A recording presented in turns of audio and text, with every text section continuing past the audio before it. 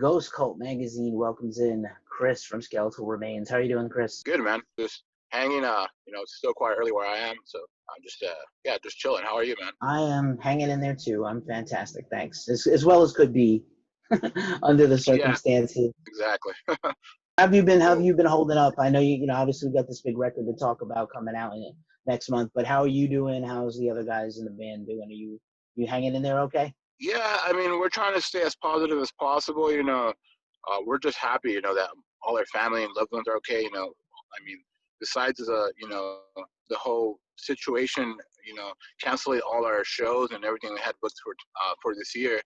I mean, we're still trying to, we're really excited to release this record, and we're mostly just looking forward to that, and hopefully being able to play some shows maybe next year and play this new music coming out hopefully next year. But we're trying to stay as positive as possible. I mean, we still see each other every now and then. Like, I mean, we filmed some music videos I think 2 weeks ago, and we hung out and did that and had some rehearsals. But I mean, trying to stay as precautious as possible, and just kind of not be not be like how we used to, rehearsing every day, and because we all have families who are more at risk for all the stuff going on. So we're just trying to be careful with everything. But everyone's good, man. Everyone's healthy, and everyone's really excited, waiting for this album to drop. So yeah, we can't complain. Of course, it's good to hear. And of course, we're talking about Entombment of Chaos. Fantastic new record. I got to hear the whole record. It is a beast. Of course, I expect no less from you at this point. The last one was awesome. I think we reviewed it pretty highly, actually. And we're very tough on grades. I think everybody knows that. We tend to grade on the low side for everything. But we gave you guys a pretty stellar review last time out, and I expect the same. It's a tremendous record. It's a very competitive genre. It's a genre of, it's not for the faint of heart to play this kind of music and do this kind of music. You do it because you love it. Nobody's making millions off of death metal anymore, or ever. But yeah, man, let's talk a little bit about it's only a couple of years since the last one. So, and you've had some lineup changes, which, obviously you're always the constant. I imagine it's your vision. But let's, hear a little bit about sort of the run up to this making of this album. Yeah, so pretty much half of the record was actually written, during the whole touring cycle of Devour Mortality. So when I was home and we weren't touring, I would try to write as much as possible. So like the first 4 songs of the record are not in the order they are, but half of the record, the first half of the record or whatever that was written by myself. And then when Mike came back in the band, the album was actually pushed. It was originally supposed to be released like early summer, but being with the lineup changes and me having to write everything, usually it's more of a band thing where everybody helps out, and for the whole writing process everyone puts in their own input. But for this record, I was doing most of the writing myself, and obviously we had the lineup changes because of that reason, and obviously more multiple reasons. But so yeah, so once Mike came back in the band, we actually finished the record quite quick. Like, I think we finished the rest of the songs within a matter of like 6 weeks or 2 months. So yeah, it was a pretty it was a different process than I'm used to. Usually I'm in a rehearsal room writing music with the whole band.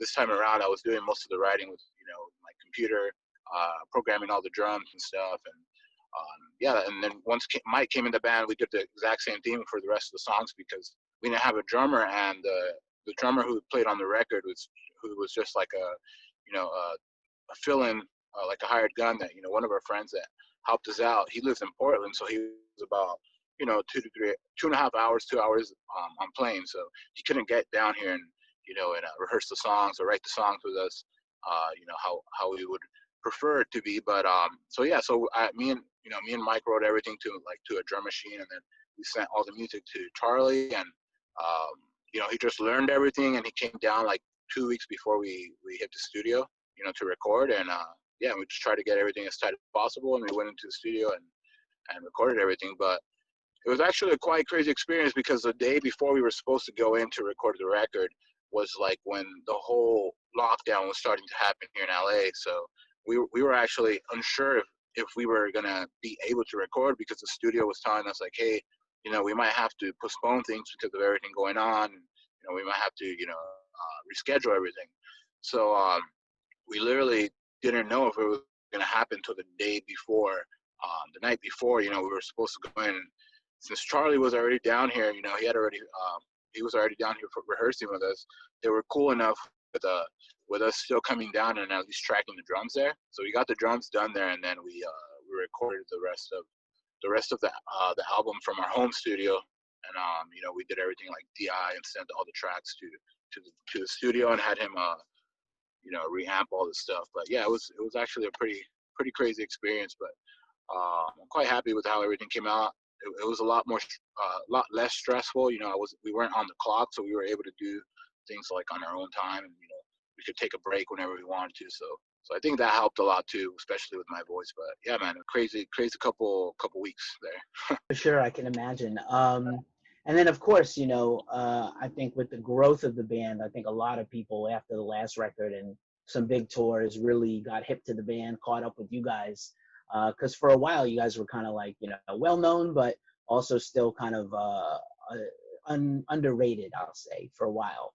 And like I said, just, technical Yeah. death metal.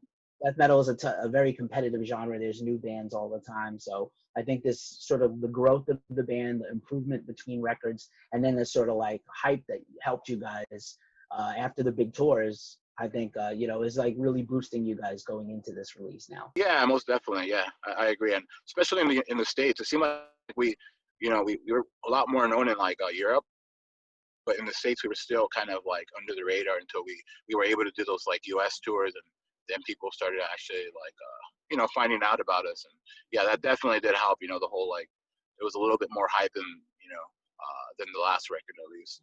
It's interesting too because I know you guys sort of source a lot of cite a lot of American death metal, old school death metal bands as an influence, but I also hear like some of that sweet death, not really the melodic stuff so much, but like real like Dismember and Aeon and things that are kind of also you have to really love this genre to dig in and find those bands, but I hear some of that stuff in the guitar work and really great passages and motifs and stuff's not ordinary typical. I love old school, very simplistic early death metal too, but like I love tech death is my thing. So like anytime it's like riff salad is my Yeah, thing. yeah. So Yeah, definitely. I mean, we try to take influences from like everything, man. Like everything we grew up listening to.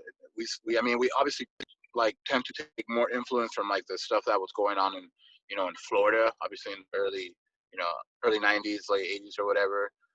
Like Deicide, Morbid Angel, all that stuff. But we try to take influences from everything, man. Even like European bands like Pestilence or Entombment, Dismembered, Bloodbath. So even newer bands, like Dead Congregation is like a very, very big influence and, one of our favorite bands. And yeah, we're more into the whole, really good thought out riffs and complex riffs and these simple, open chord riffs. Nothing against them, there's bands that fucking do some killer stuff that are playing more of the simple stuff, but we obviously for our band, we try to do more of like more, I guess, complex stuff. I guess a little bit more. I guess not really technical, but I guess you can say it's a little bit technical.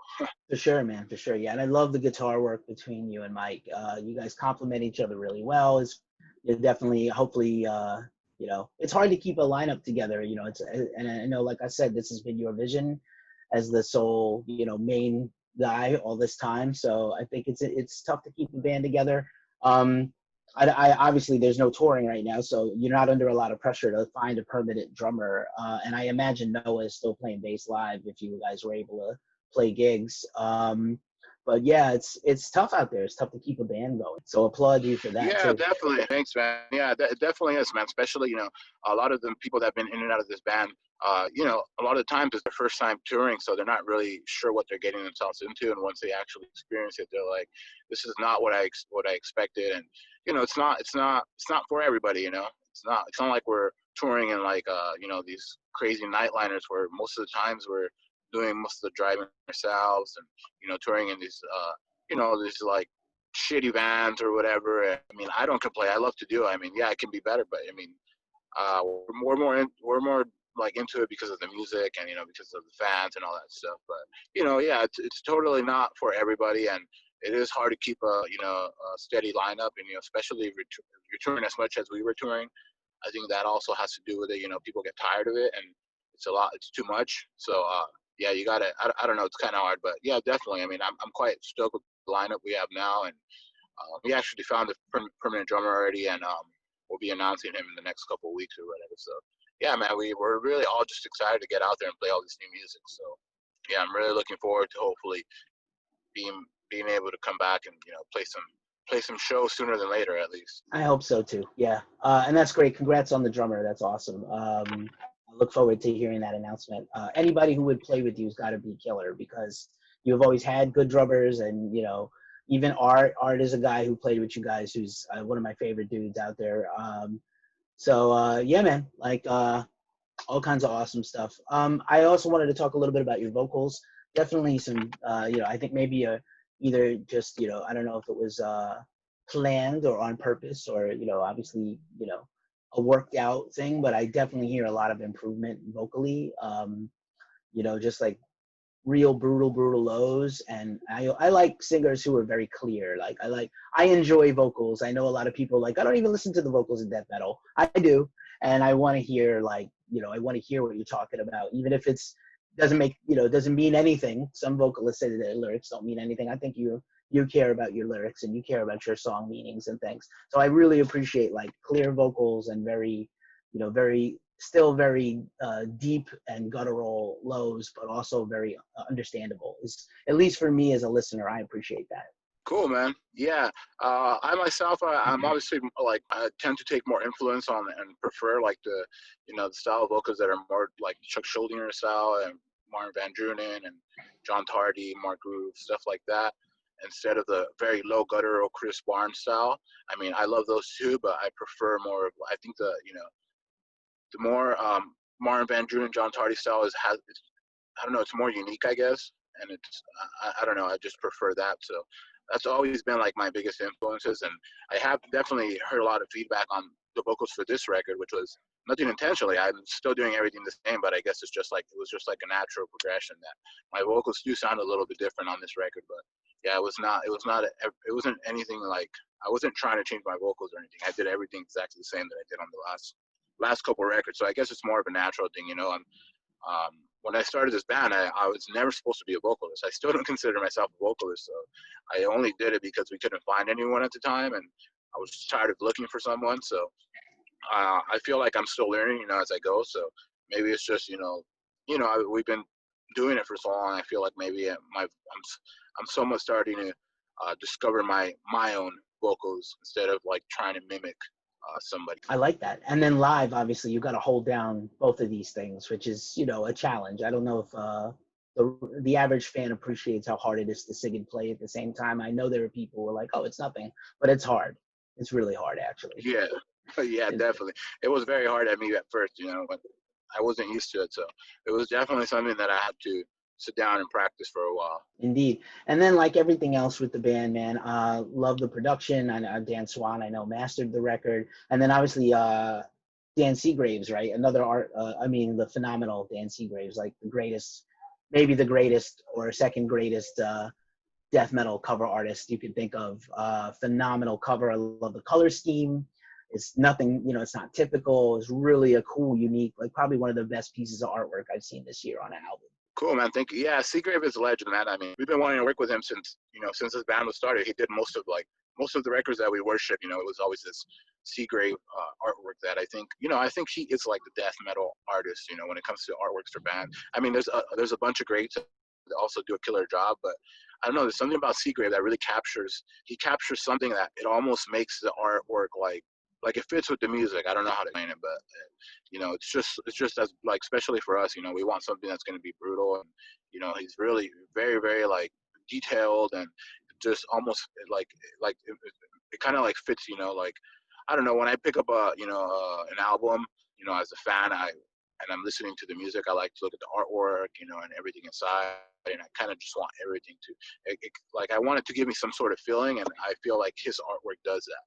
So yeah, I mean, he's a fucking legend, and he's someone that we've been wanting to work with, since the first record. Obviously, being a smaller band and not having a big budget, we weren't able to. But now with Century Media involved, like we were able to make that happen. So he did such a killer job on our last record that we were like, we didn't even think about it twice. We're like, no, we got to get Seagrave again. Like, it's just a perfect fit. Same with Swano. Like, he did such an amazing job that, it's more of like, if it's not broken, why fix it? Indeed. Yeah, you guys are rising up. It's great. I love to see it, and I'm glad the label has been a big believer in you guys. There's so many killer releases from that label this year already. And they just put out Imperial Triumphant, which I love. So a lot of cool stuff. It's a good time to be on that label. I just have a couple more questions for you, man. I want to give you back your day. You're busy working. I'm glad you're still No, no, working. you're It's good. great. It's crazy out here. Um, Yeah, what a definitely. crazy year. I joke a lot that I think all the black and death metal bands, we manifested these lyrics came to life, right, in 2020. It's Yeah, like a definitely. nightmare scenario. But yeah, I definitely wanted to ask. I don't know your stance on live streaming or kind of things like that. You said you guys are shooting a video soon. Do you think you'll do some? I obviously got a little time before the record comes out, so hopefully things will pick back up and continue to clear up. In the meantime, any thoughts on live, streaming or playthrough videos or, live streaming for fans? I know basically right now it's about 50-50 of all the bands I interview. Like some of them are down and they like the idea, and some of them are like, no, it's not for us. Yeah, I mean, we definitely want to do something. I mean, obviously, playing a show would be the first, our preference, the first thing we want to do. But if things don't go back to normal and we're not able to do like some kind of album release show or anything like that, we'll definitely do it. I mean, we've been asked about doing the whole live streaming thing and like the whole virtual show stuff. And when we were being asked, it was during the whole recording process, so we were too busy. Now that we have more time, we're not really doing much anymore since everything's done with the album. We're kind of just literally waiting around for the record to drop or whatever. So we'll definitely. I mean, if we're not able to do like at least like an album release show or something like that, which is what we originally had planned, we'll definitely probably do like a virtual show or a live show or something on our social media pages. Or I'm not too sure where, but we'll try to do something to to for the fans to enjoy and hopefully play a lot of the new music. Nice. Yeah, I would love to see that, and I think the fans would too. And then just I like to just check in and see it. Obviously, you said you're waiting for the record to come out, and that's been done for a while, and you're working. What else are you doing in your spare time to just kind of keep your spirits up in the meantime? Mostly is just spend time with my family, due to my kids and stuff. When we're usually touring so much that it's not like when I'm home from not touring, I'm usually just trying to be with my family all the time. So I'm kind of taking advantage of that. That we're not able to, since we're not able to tour. I'm spending as much time as I can with my family because it really sucks being away from my kids for over a month or 6 weeks or whatever we usually do when we're touring. So that's pretty much all I do. Just spend time with my kids and try and do what I can. Obviously, with not being able to take them out as much as I'd want to, or like go out to the parks and do stuff like just try and spend as much time with them, and that's pretty much it, man. I mean, besides that, every now and then, I mean, we still get together to jam.